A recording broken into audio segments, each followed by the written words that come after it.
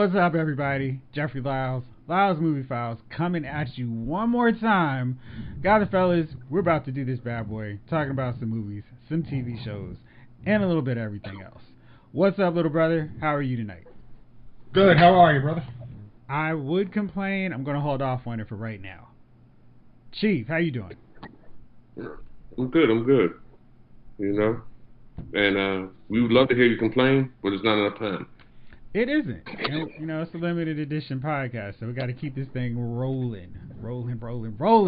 Big Gun, what's up with you? What's good? Everything's good. What's up with y'all? How's life? Everything good? Everything is life. Let's start off with Marvel's What If. They've dominated the big screen in 2020, 2021. They decided to start conquering the small screen with some amazing TV shows.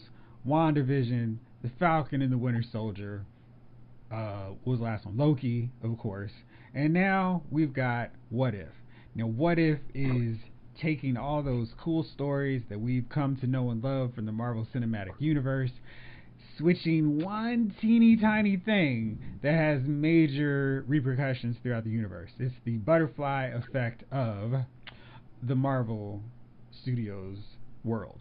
And the very first episode aired today, and it was What If Peggy Carter got the secret super soldier serum? In essence, what if Peggy Carter got it instead of Steve Rogers and became not Captain America, but Captain Britain? Now, we've already got a character named Captain Britain. Let's call her Captain Carter.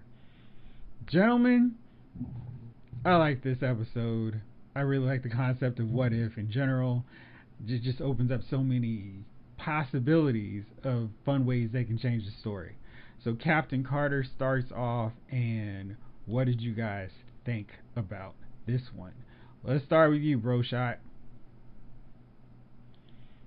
Okay. I gotta say, I hated it. Once again, Marvel puts out something that's easily very good, and DC can't get anything right. I mean, I was literally like, it felt like this was written like a fully fleshed out comic book. But what if? I'm like, did y'all take this from source material? Because this was really like, hey, here's what if. Peggy Carter. It's like, oh, you had Steve Rogers. You had the Iron Man suit invented by Howard Stark, because he's now got Tesseract energy. And like he said, I think it was in Iron Man 2, he's like, I'm limited by the technology I have, so I couldn't come up with some of this stuff. He gets the Tesseract.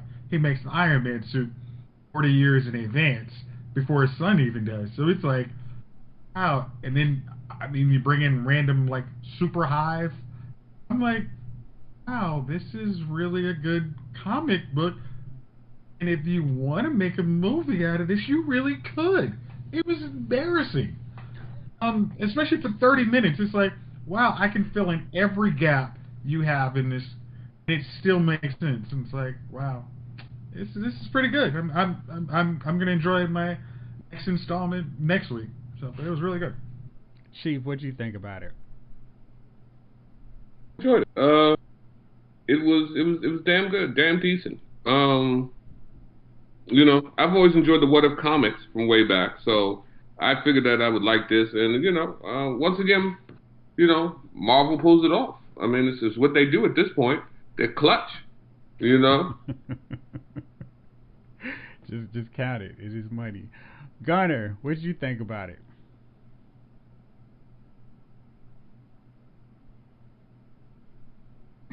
There we go. Jeez, I don't have the words to say how impressed I was by this. It was like you said, I mean, it was like a movie. I was like, dude, they just topped like Wonder Woman 84 in 30 minutes, less than that. But yeah, I'm just like, they covered bases. They linked back to the MCU source material, let alone the comic book source material. And that thread the needle right there was pretty good, right? Like, I was like, okay, they've linked back to all of that. They were like, look, Peggy Carter was more of a skilled fighter at the time, so of course she would do things that Steve didn't do first off, like little things like that. I'm like, this is, you know what I mean? Like, this is great. And then, of course, you know, the Iron Man joint, I was like, yeah, that tracks too, and there's an energy you need, and sure, this would happen. Squid thing, I'm like, okay, all right, you know, Watchmen, we'll leave that alone. And then I was like, okay, all right. I know. And I was like, oh, yeah. Oh, that's awesome. Oh, that's really cool. The ending. I was just like, that was really cool. I was like, okay, this is pretty freaking cool. Yeah. So let's see how else they do it. And it was just one little thing that changed. Let's not go upstairs. right. And then you're like, that's right. And I had just watched Captain America, so I remember that little detail. Me and Bernie wanted to watch Captain America, a 3-year-old, and he was just like, I knew his grandfather would not want to watch Captain America for obvious reasons. So I was like, I'll watch it with you, and he can watch Avengers with you. And then we watched that, so I remember that little detail. And I was like, yeah, if they didn't go upstairs, the whole thing would have blown up. Which it did. I loved it. It was great. James, you about to say attention something? to detail. No, I was gonna say, like, going back to like the Red Skull part. Like, if you watch Agents of Shield, that was bringing the Hydra God back, and that's why you got Super Hive versus the regular Hive that came back in Agents of Shield. That's what I was like, oh wow, you guys even connected that back. That was really cool. Tying in all kinds of things, and if there's anything pre Marvel or Disney Plus TV that they should connect to, it should be Agents of Shield, especially in a what if scenario where it doesn't have to matter, but it kind of does, and they can still count it. I really appreciated and love the fact that they had so many of the actors reprising their voices, like Haley Atwell, of course. I mean, she's been great throughout this deal, but actually hearing her as Captain Carter made it feel like, okay, this is legitimate. This isn't just somebody standing in for her. And it felt like, okay, I'm watching what very well could have been a Captain Carter movie just from hearing her. And I mean, Sebastian Stan coming back. It was just like Dominic Cooper reprising his Howard Stark role from Captain America, Agents of S.H.I.E.L.D., etc. That was cool. We had even Toby Jones, even just like that 2-second lines from his cameo on it. It was like, man, you guys weren't messing around. Even the bit players who had significant roles in the show, actually, or in the movies, came back just to do a couple lines of dialogue, which I thought was really like, man, Marvel has some super goodwill with their cast, because they're like, sure, I'll come in for this.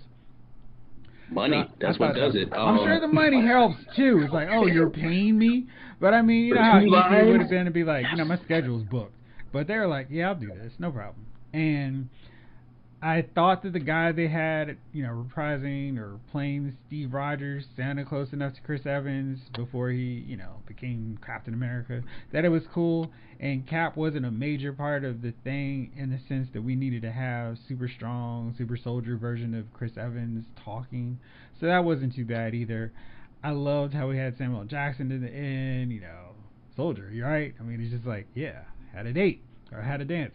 And I was really curious then, like, man, what happens next with Captain Carter? And I almost wanted to see like the next episode pick up with how would it look like with Captain Carter with the Avengers, and would there be any difference, or would it just be kind of like same old deal because Peggy knew Howard just like Steve did. So maybe that's one that's just best left up to my imagination, but I thought it was really cool. Jeremy Renner was actually there too. Yeah, that's right. He was there as well. And I didn't want to spoil anything, but that's not his only role. Next week we have T'Challa as Star-Lord. Disney was kind enough to send me the first 3 episodes. They're really good. I think Captain Carter is, of the 3, my least favorite, simply because everything made sense. Like, it was a linear path of how things would be if Peggy and not Steve took over. But T'Challa's Star-Lord really explores how different it would be with T'Challa being abducted by the Ravagers as opposed to Peter Quill. And when you think about it, Peter Quill's a little kid, just a regular life, whereas T'Challa's royalty. He's being raised as a king. So even if they're taken at the same age, T'Challa has a much different lifestyle than regular Pete. So, and there's a ton of like crazy cameos and voice actors. There's like, wow, you guys got them to show up for this deal, and it's one of the last performances of Chadwick Boseman. So, I mean, it's like all the feels, all the emotion from that, and it's a really good episode. And what they do is just it's crazy with the twist. The third episode is Loki on Earth, and that one really takes the concept of what if and kind of flips it like, man, they're gonna do all kinds of stuff like this. And again, the voice actors who show up are very surprising, and it kind of made me wish that they didn't piss off Scarlett Johansson, because it would be nice to have her involved in this, even if Natasha's dead. So yeah. Anyhow, so speaking of characters leaving universes, that Powerpuff spinoff or show that we were talking about on the CW, it's going to be short one original member, because Chloe Bennet was like, you know what, I've read the script and I've decided it's trash. I don't want any more parts of this, and I'm out. So she's out. Apparently there were some issues with the change of direction on the revised script, because the first one was terrible. And so she was like, you know what, I don't need this for my career. Maybe I can get back into Disney Plus, do some Marvel shows. Quake could come and be a part of Doctor Strange and the Multiverse of Madness, and maybe that's how I get into this stuff. Either way, she's out. I feel like from just reading those little tidbits of the script that we saw, she's making the right choice for her career. Gunner, what do you think? What do I think? You know how like people try to cook crap and then just try to spice it up with like sugar, maybe some cinnamon or whatever, but maybe the concept of cooking crap that belongs in the toilet is bad altogether. I feel like that's what this is about. I feel like this is what Powerpuff Girls is doing. Why, the fact that I even said that out loud, that is a live action older Powerpuff Girls, is still laughable to me. That anybody lasting even that long after saying, you know what, the script sucks. Oh, the rewrites suck too. Perhaps stop putting different spices on crap and just say, we're not doing this crap. That would be a good advice, CW. That's the move. Chief, what do you think about this? Does this affect your viewing of Powerpuff? I'm looking forward to the Care Bears version of this, where they just have little mask over people and they're actually Care Bears. So, yeah. Don't give them ideas. Yeah. It'll be an animatronic Care Bear floating around. Nah, dude, it would just be dudes running around with furry outfits. That's all. Right, with furry outfits, Ben Vereen and shit. So yeah, man. What time slot was this? This was a nighttime slot too, wasn't it? Oh, I mean, it was going to be a CW drama, so it was going to be like 8 or 9 o'clock. You know. Like you know what I mean? Like that's what I'm saying. Like, what adult would be watching that? Like, you know what I mean? Like, that's not Saturday morning. You wake up, you know, your kid is in front of the TV with a bowl of cereal watching the program. This is, you know what I mean? This is Tuesday night, 8 o'clock, and they think they were going to get enough adults to sit there and watch the Powerpuff Girls. And I just don't understand it. And you know, of course, none of us will watch. I mean, we're sane. You know what I mean? Like, I think somewhere in there, you're not right. And that you know what I mean? Like, that's a cry for help. You walk in and your man in his 40s is watching Powerpuff Girl. Like, you know what I mean? Like the adult version. He's crying out to you at that point. You have to go and put an intervention or sit him down or watch him. You know what I mean? Some things are going on with him inside. So I had no attention. I didn't even know till that text came across. I didn't even know they were starting a Powerpuff show. And I was like, oh, okay, why? And that was my first question, why? And that's usually always my question, why? Why is this happening? So yeah, it was probably the great choice for her. I don't even know when they presented the script to her or the idea, the concept of the show, that she even agreed. Like, that's, you know what I mean? Like, you know, it's almost one of those things where people say, well, look, this plane is going to go up, and 30 minutes later it's going to crash. Which seat do you want? You know what I mean? And then, you know, like, look, you can sit first class. We're going to put you in first class on the plane. You know what I mean? Like, no, man. Right. Like, I'm good. I need to go down. I don't, you know what I mean?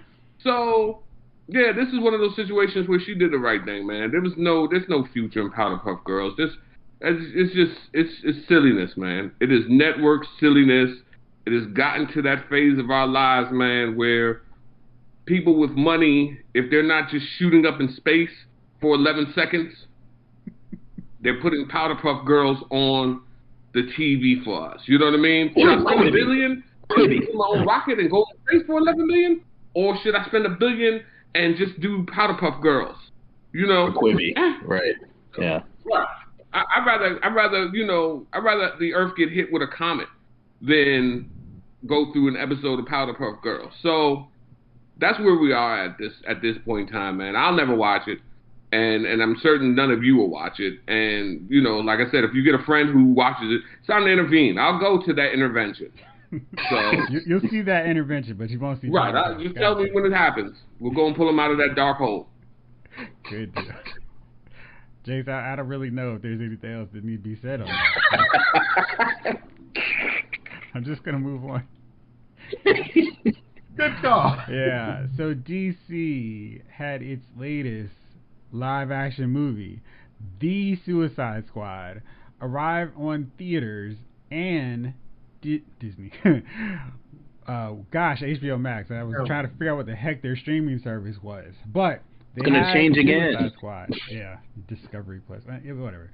So anyhow, Suicide Squad frustrated me, and I'll tell you why. Because we got James Gunn to write it and direct it, and maybe within the first 15 minutes, I'm like, you know what? They understand what's going on. James Gunn understands the concept of the Suicide Squad, and oh look, he's doing a really good Suicide Squad movie. And that continued throughout the film. Characters are getting killed in crazy ways. The characters were having hilarious interactions with each other, and it was just kind of like, oh right, this is how you're supposed to do something like this when you're based on a comic book. Use a comic book as inspiration. So they took all these cues. They had Amanda Waller meet with the team. It's a basic concept, like something they did in every issue of the comic, where there's a briefing and Waller is talking to them, and they're in their balcony seats like in theaters, and they're like kind of like, what's going on? This sounds terrible. What a crappy mission. Why are you doing this to us? And Gunn just did that for the movie, and I'm like, yo, right away, this feels like the movie version of the comic book that I read. The characters were well defined. He had a big ensemble at first, spoilers, and yo, he didn't care who he killed off, and it was this sense of like, man, any of these dudes could get killed at any moment. And for a concept like the Suicide Squad, that's good. You don't want Justice League where everybody's getting killed off. You don't want the Teen Titans getting killed every 2 minutes by a light post or something, which is crazy because who would get killed by a light post in Titans? That's weird. But yeah, so it was really, really good.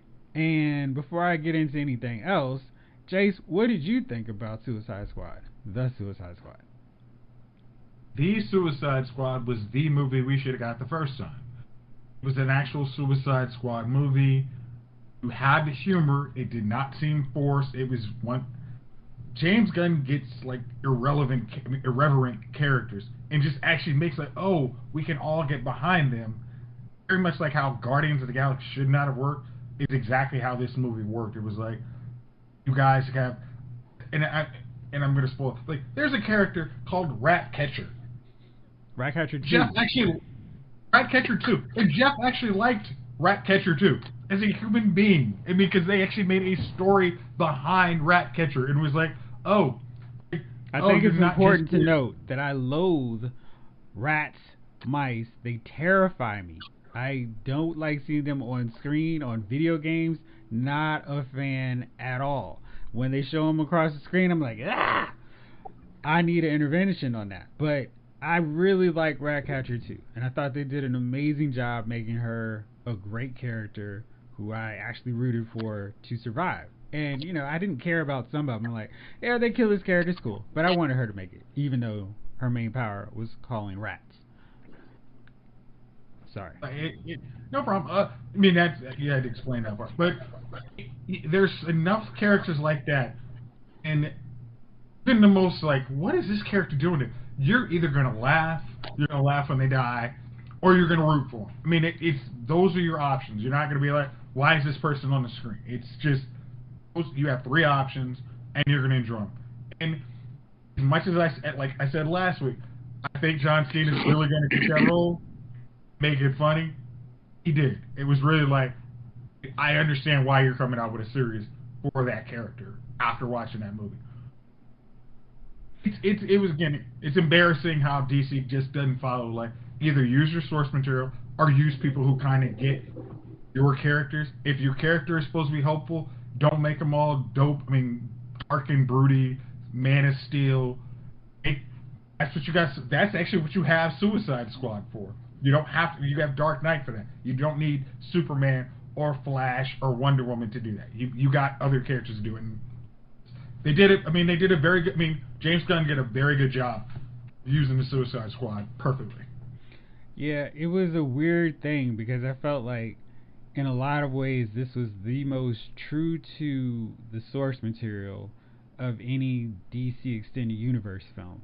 And I say that as somebody who's a big fan of the Zack Snyder, Man of Steel, Batman vs. Superman, and Justice League. I felt like what Snyder was doing was, alright, you guys don't want a Marvel movie. Okay, then I won't do that. I'm going to do my take on this. You know my style. You know how I make movies. I'll do that, and it'll be different, because that's what you want. No problem. And I thought he did a different version of DC characters really well. At the same time, I would have loved to have seen a Marvel Studios take on Superman, Batman, Wonder Woman, Justice League, because that would be amazing, done with somebody who's like, yeah, I'll just do it like the comic book. I'll treat the characters exactly like they are in the comic book, and just imagine how much more people would have responded to those films. Yeah, we had a release a Snyder Cut, but it would have never gotten to that point if they just did how they were in the comic books, like you see constantly from Marvel. Chief, what did you think of the Suicide Squad? It was a decent movie. I mean, could it have been worse than the last one? You know what I mean? I think we went in, and then that's probably also a booster because you went in like, we saw that last one. So when you saw this one, you were like, oh, okay. It was better than the last one by leaps and bounds. Funny side note though, I saw, John Cena's in the movie. I saw Fast and Furious 9. I wonder, did he go back from Fast and Furious 9 to the Suicide Squad and was like, yo, Tyrese got this part in the movie where he takes his gun and he shoots everybody in a circle. You should put that in somehow. And then they gave it to Harley. Because it reminded me of the same, like, as soon as I saw it, I was like, I've just seen this recently. I was like, yo, I just saw it from Fast and Furious. And then I was like, oh, this dude's in this movie too. I was like, yeah, he probably went back and was like, yo, or, Fast 9 came out, like, it was supposed to come out, last summer? So I think this was more or less the time for the Suicide Squad. I don't think it was impacted by COVID in terms of delays. But yeah, so he was like, yo, Tyrese got this money scene. Let's do it for Harley. Yep. So, but it was decent. I enjoyed it, man. The first time I fell asleep on it, but that was just due to my tiredness. And then the second time, I was able to watch it, and I was like, okay. It's funny. People were dying, and, I didn't expect, I wasn't expecting that many deaths. I was just like, oh. Yeah. The first group of deaths was hilarious. It was. So, it was a decent movie altogether, man. I enjoyed it. There were two characters who died that I didn't want to die, but that's because I kind of consider them part of the core Suicide Squad, and I was like, okay. But the way they did it worked for me in the context of the movie, because it's like it's a Warner Brothers film. They're gonna mess around, not do anything else with the Suicide Squad. So what does it matter? But I would have loved to seen those characters continue in the James Gunn style version of Suicide Squad. Now there's rumors of more James Gunn interaction with DC. Yeah, right. Their track record is not the best. I don't know if I can trust them. We're doing a Peacemaker series, so at least we know there's going to be a semi-sequel. That's going to be on HBO Max. I don't know what the verdict is on HBO Max shows as of yet to trust them. But if they manage to keep this same energy, the same intensity with Peacemaker as he was in Suicide Squad, it could work. The only thing I'm a little bit leery on is he played off against the rest of the Suicide Squad really well.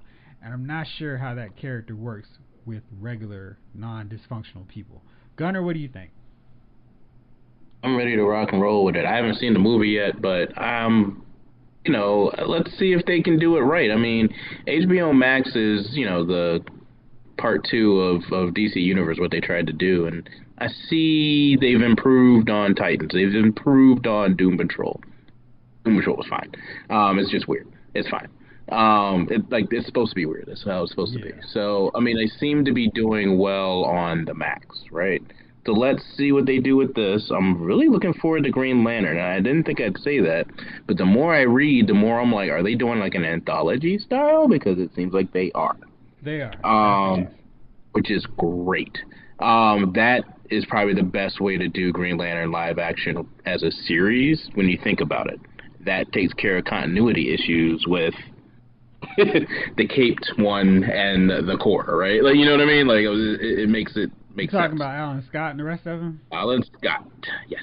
I feel like they have not done anything, so it's wide open. Like, they could have done that. Like, he was never really connected to the Green Lanterns in general in the comic books in terms of the Space Force. I think they could have just done like a space cop show with Green Lanterns and not even have Alan Scott in there. Stargirl is rolling, and I think, his daughters showed up in his first, the season premiere, and I think they could have worked him in there easier than trying to fit a character who doesn't belong with the Green Lantern Corps, because then it's going to be confusing, because Warner Brothers wants to make sure everything is very easy to follow for its audience. Oh, of course, continuity. Yeah, it's important. I think that's a good way for the people that understand and trying to make good movies with the source material to skirt around Warner Brothers' stupidity and be like, fine, I'll do an anthology so everybody knows it doesn't fit together. Who cares, right? You know what I mean? So I think and it's unfortunate. I really think that's the move because Warner Brothers doesn't know what the hell they're doing. They're like, oh wait, no, we see you're doing with the source material. I think the only reason the Suicide Squad is doing well, with us fans, is because the first one sucked terribly. No real the source material was there, but it wasn't. You know what I mean? It was very X-Men in that way.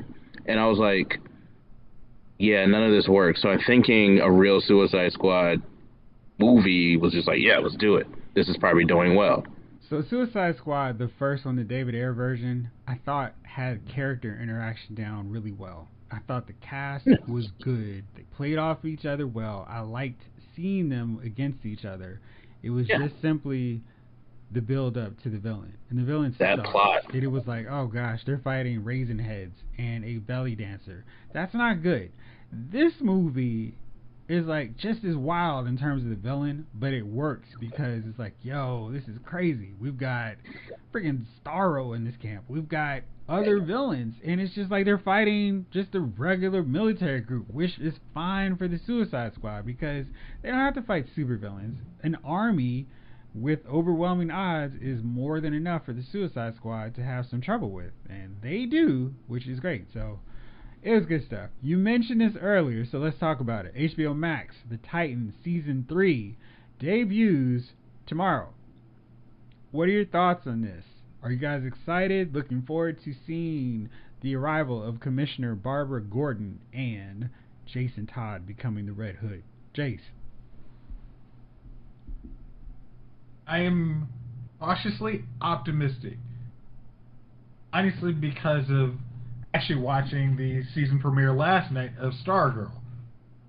I'm like, okay, maybe you at least can figure out how to make your TV shows correctly now. Like, the last 3 new TV shows have actually been good. Like, Superman and Lois, Stargirl, and Titans has now found its way. Like, after that really way too dark season 1, it kind of, okay, we need to get it up here. Season 1 was super dark. It's like I've watched like a fraction of it on I think it was on TNT. I was like, gosh, this was really dark.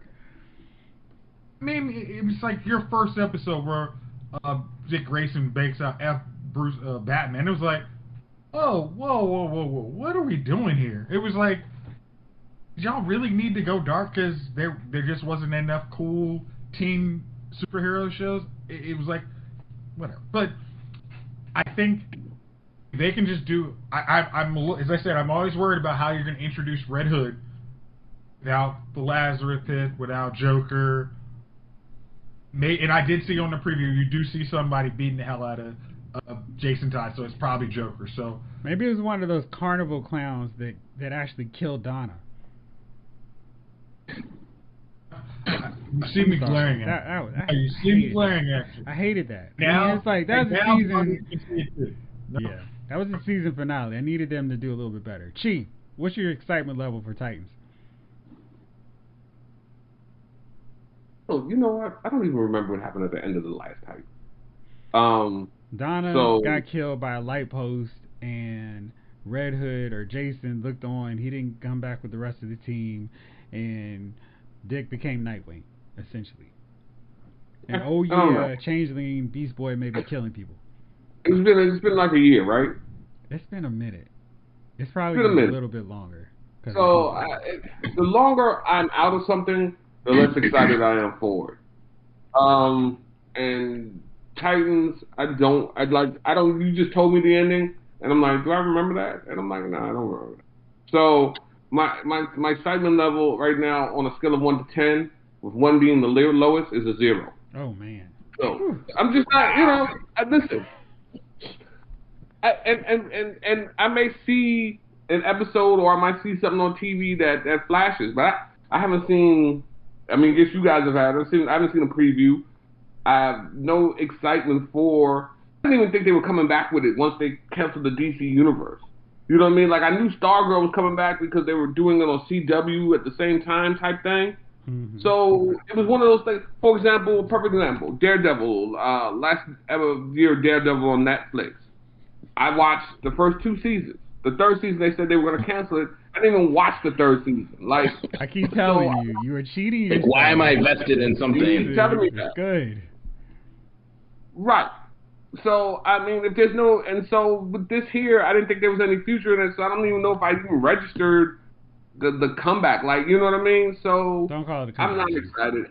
I may see something, or you guys might come and be like, oh, it was awesome. And I'm like, oh, I'm going to see what's going on. But then I'd have to go back, like, an episode or 2 of the first season to refresh my memory, because I don't remember anything. Yo, you could really just start with the 2nd episode of season 2. I think if you've forgotten it, just use season 2 as the start of the series, and you can fill in character gaps and anything that you miss from season 2. I don't think Superboy was in it, right? Huh?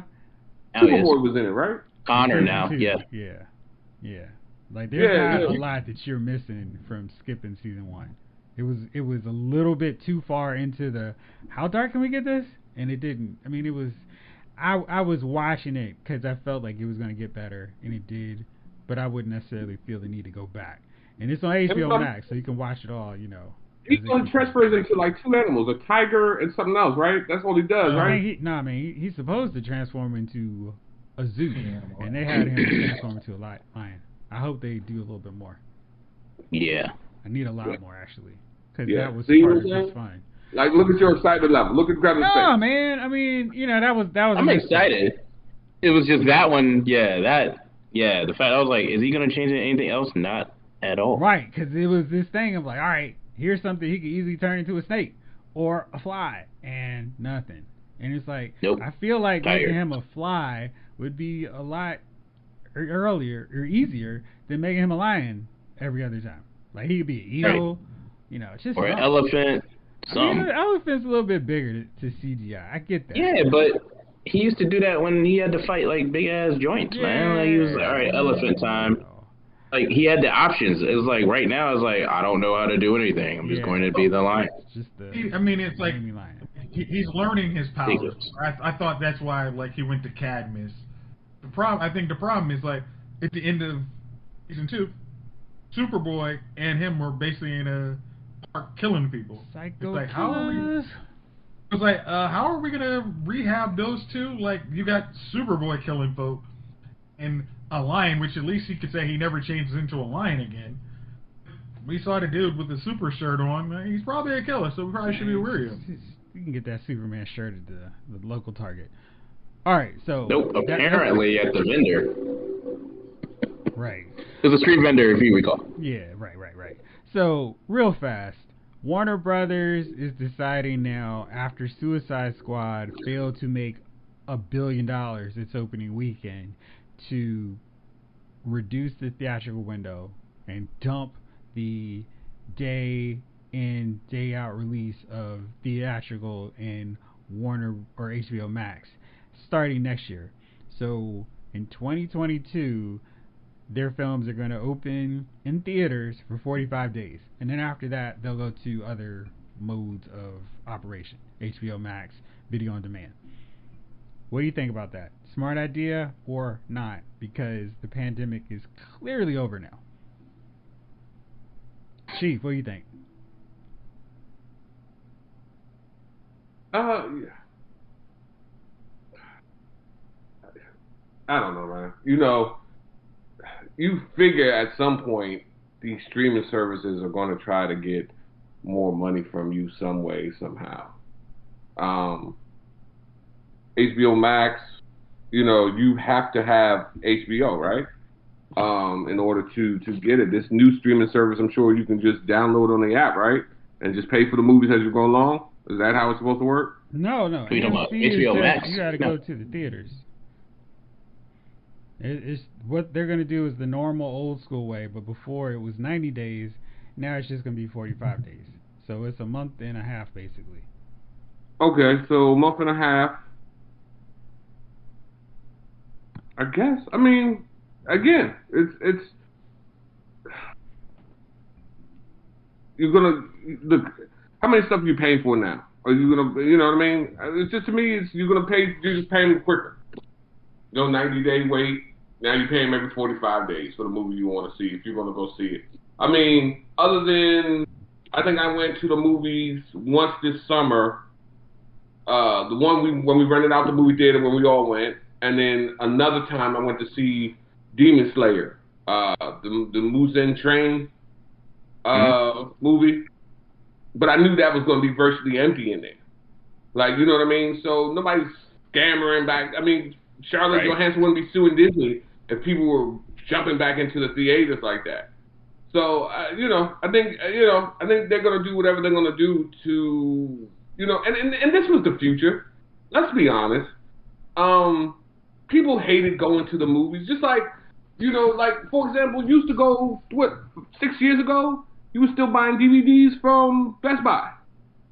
You would go in DVD Tuesday, grab your DVDs, come out. You know where you at to DVD Tuesday? You're in your house. Like, all right, what are the new releases? And then you go on to Amazon, and they're, early access. Everything's early access. So you don't get off your ass to go outside anymore anyway. You know what I mean? You remember that? What's that movie that everybody just got fat, and they were just sitting in chairs, floating through space, and it was a robot movie. WALL-E. And you know what I mean? WALL-E. And everything was at the tip of their fingers. Yeah. Like they never had to move for anything. We're slowly starting to trend toward that direction where we can call now, bring food to the house. We don't have to leave outside for the food. We don't have to leave outside for work. We don't have to leave outside for entertainment. At what point, you know what I mean? Pretty soon, we can bring damn near anything to the house. We can't, countries are closing down again. What are you gonna do? You're gonna get fat and float around in your chair. Well, as long as I have a hover chair, Chief. Not And this you know normal what? It's fold-out. coming next. All right. It is coming next. And I ordered from Amazon with just a press of my button. All right, fellas. Well, it's that magical time of the week. Who are your nominees for Dummies of the Week? Little brother, why don't you start us off? Okay. I'm going to piggyback on last week Gunner's Dummy of the Week. My Dummy of the Week is actually Jeopardy for deciding to actually hire Mike Richards as the full-time host. With one caveat. When they actually have a primetime special, they're going to have Mayan Billick for Blossom as the host. Kind of cover up, like, hey, you know, this guy may have some sexual harassment. He may have some issues. Little bit of employment discrimination suits on him. No problem. Man. We'll just not make him the full-time host. Full-time. And this is like one of those employment moves where you're like, hey, he's the real host. He's the real host. And 6 months later, decided to go in a different direction, you know, due to ratings. But, you know, we wish him all the best.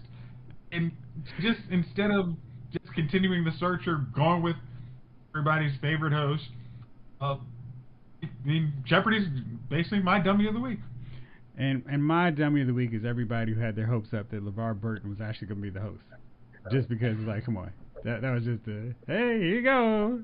Be happy. All right, there you go. All right, time to bring out a real guy. All right, so that's mine. Gunnar, how about you? Yeah, that's funny, because, you know, black folks used to that. We were like, yeah, they ain't gonna make him. Like, all the white people were like, yeah. I'm like, we're all like, it was like the Trump election all over again. Yeah. It was Dave Chappelle's skit with Chris Rock. You were surprised? No. Oh, it was like, really? You really think so? My dummies, I don't really have one that's for real. I guess I'll just go with Cuomo. As for his apology, or correction, designing / apology, but not really apology speech. Like, I'm sorry, but, you know, this is how I am type of speech. I was like, dog, that's not an apology. Like, any married man knows that's not an apology. There's no an apology with a butt. All right. With a butt. Yeah. All right, Chief. Who's your nominee? You just bring me with Gunner here. I don't know why it took him so long to resign. You know, once they get that taste in your mouth, dude, it's not like it used to be, man. You know what I mean? Dude, we all knew eventually you'd have to. If I knew it from my couch, you had to know you had to resign from you know what I mean, from your position at some point. I don't know what he was hanging on to the end of the summer. You know what I mean? I'm like, dude, what are you doing out here? You gotta go, dude. You know you gotta go. Those summer benefits kicked in. Those summer benefits kicked in. It must have been, man. He must have been waiting for that summer heat to end so he didn't have to carry the boxes out the right. The governor's he didn't want his people having to move in 100-degree temperatures. You know what I mean? Like, dude, and then, you know what's funny, man? I don't understand. Why do you think you're going to get away with it in this climate? You know what I mean? Like, there was a time where you could feasibly think you were going to get away with it. Like, I can do these things. Like, now, dude, you definitely can't do those things. I don't, you know, it's just weird to me, man, just to see, like, a dude, like, get your hands off of women, man. You know what I mean? Like, well, like, stop touching people, period. Yeah, and it's weird because it's never just one. It's always, like, multiple. It's like, dude, I mean, don't you realize the more you touch, the more people who are going to come out. Like, if it's one person, I don't know her, she's crazy, and people are like, maybe. But when it's like 10 or 20, it's like, oh, come on, dude. What are you doing? Yeah, it's like, plus text messages. Like you just shake hand with everybody. Right. It's like, no. You just sitting in your office like, Danielle. Marcy. Come through. Like, what are you doing, dude? You just call people to the office trying your hand? You're not the principal. You don't call anybody to the office.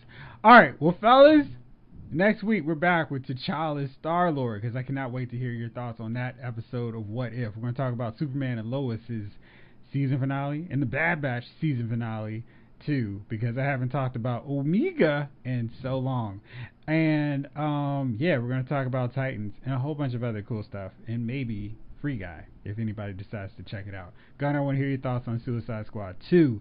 Alright, so that's it. Thank you as always for rolling with me, fellas. Thank y'all out there for listening. This episode of Lyle's Movie Files has been filed.